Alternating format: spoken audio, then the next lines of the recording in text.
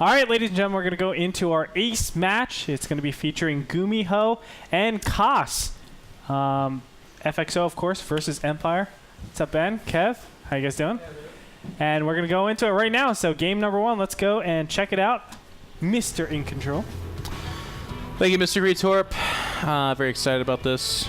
Obviously, ace match, it's all down to this. Gumiho has been selected for FXO, Kas for Empire. I don't think any surprise here. Gumiho had that amazing GSL play or run. And Kas is, I mean, I guess you could make an argument for perhaps Violet, but probably even then, the predominant result would be Kas is the big gun for Team Empire. Oh, I think that's indicative of this. Last series, for sure. Yeah. Against Lucky. Kas is a freaking monster. But he is a monster. We're going to start off on Daybreak. What do you know about TVT Daybreak, sir?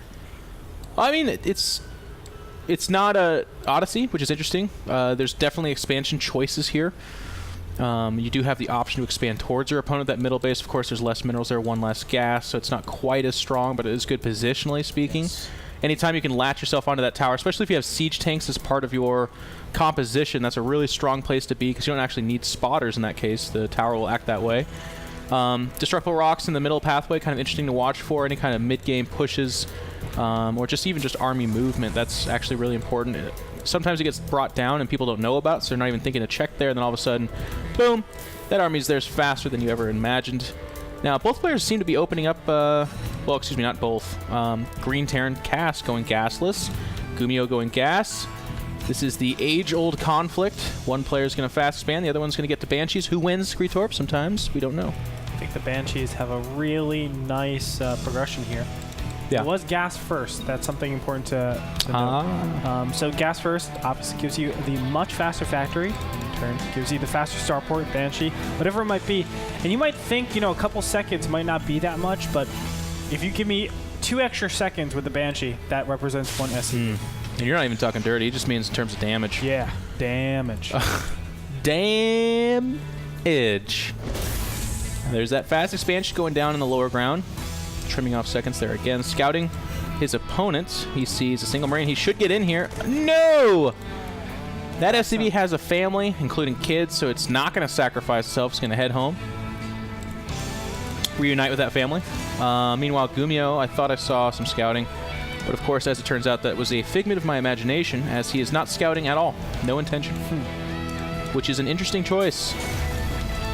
Yeah, it is kind of weird, but in general, when you do go for some sort of gas expansion, or excuse me, gas first, you do have, whatever it is, you have the initiative. Because you're getting your units a lot faster, those power-hitting units, a lot faster than your opponents. Whether it be Hellions, whether it be Banshees, it's always much faster than your opponent, so you don't really have to worry. And you're saying to yourself, well, I could be scanning, or excuse me, I could be scouting, or I could be scanning, whatever it might be. But because I went gas first, I'm going to put all my SCVs into mining, make sure I can catch up with the mineral count. That way I can expand. And it's basically doing the same stuff. It's just, how does he actually... He might have to get a better composition once he sees exactly what he's going against. I mean, Banshees are good. He could potentially do a lot more damage or a lot less damage. It's good against everything except for proxy barracks, in which case you auto-die. So the vindictive part of me would have liked to have seen proxy barracks just so that Gumiho goes to sleep that night saying, what if I would have scouted? And then I imagine, or I appear in his dream and I go, you should have scouted. And then from that day forward, people are stopped. They don't take these extreme risks where they're like, well, gosh, if he does this one thing, I'm completely dead. But if he doesn't, then I guess I'm coming out ahead. And that all rhymes these times. Ahead and ahead.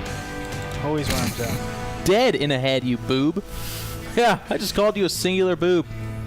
Singular sensation, sir. I just alliterated. What? Okay, Hellion getting repaired. Top left side, or actually middle of the map. There was a push coming out here. It's not much of a push, but in conjunction with that fast Banshee, this can become really dangerous if you don't have a bunker, which, of course, in this case, Kas does have. But the point I'm trying to make is if you start trimming down those Marines, what is the answer to that Banshee? And we even have an SCV pull, so Gumiho actually wants to get this over with. Wow, very interesting SCV pull. This is probably, well, no, he might actually go directly for that bunker. That would be very surprising. Growling all of his units over there. The Banshee is trying to do as much damage as possible at this point. Of course, trying to kite out those Marines, but it's very hard to do that because those aren't just regular Marines. They're cost Marines. Those are cost Marines. Now I'm going to repair the Banshee. That takes too long, he says. Wow. Going for that bunker. Does get the surround with his SCVs blocking down the surface for the other ones to repair, but the bunker seems to be holding, and that is a big roadblock for Gumiho. Any kind of push following this is going to be significantly weaker. He will have another Banshee joining him, but honestly, off these 3 barracks, even with a reactor and combat shield's about to finish, I think Cass is in a fantastic position. Oh, yes. He's so far ahead, killing all those SCVs. Of course, that travel distance is just crippling. Not only that. Just gave up 66. Oh, my gosh. Actually, huge misstep. Both the Banshees. Don't die. Oh, my gosh. Gumiho, wake up. Okay. He has SCVs over here, but still... The amount of SCVs that... Another SCV pull. That he pulled... No. Yeah, part 2, man. It is not. Yeah. Well, you know what they say. The first you'll succeed? Yeah. You know, I don't see this having... This is just... It's not even close. Yeah, combat shields is up here, and this is not going to go too well. SCVs die immediately. He even has the bunker. He's not even using the bunker. He doesn't have to, man. You might want to think about it now. Yeah.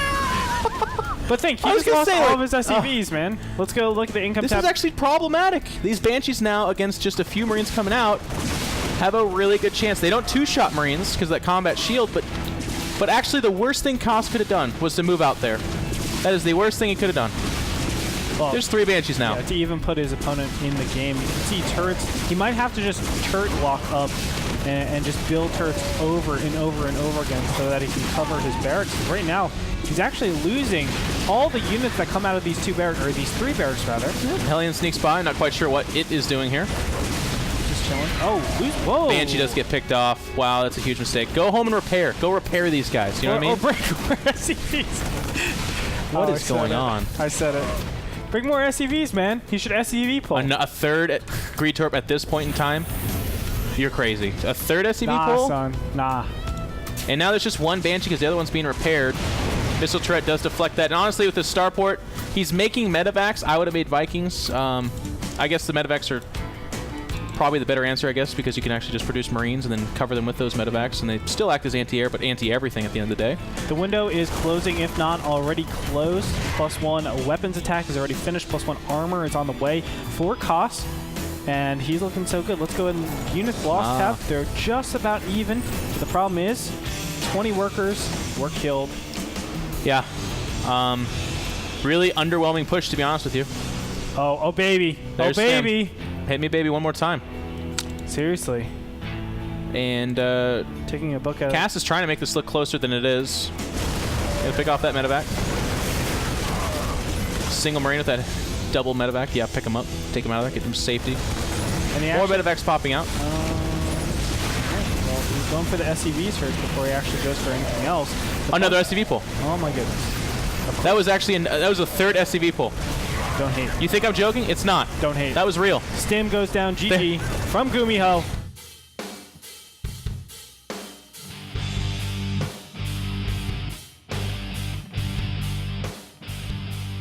Koss will take the first game in the ace match. How riveting. SCVs? If they had 60 health, Jeff, you would see a GG. I'd be a Terran player. Really underwhelming all in. We actually saw Gumiho do this. I can't remember if it was earlier in this. No, he played TLO in the previous Clan War, so it had to have been this one. We saw him do this, and I can't remember the result, but it's not impressive as far as I'm concerned. This is 1 Rax expand, which Gumiho would have scouted, but he didn't. And we were kind of talking about this, like his build's set, so he's just kind of going with it. Yeah. Not going to scout. Having a tough time breaking this down. I feel like... Yeah, it's just bad. Yeah. I got nothing. Okay, the Banshee, you don't actually need to all in at that point. You put down the command center right away. You don't have to do any pressure, especially if you know, well, he didn't know he was going up against a 2 base, but that's actually a good position because you can bait a lot of turrets out on the field.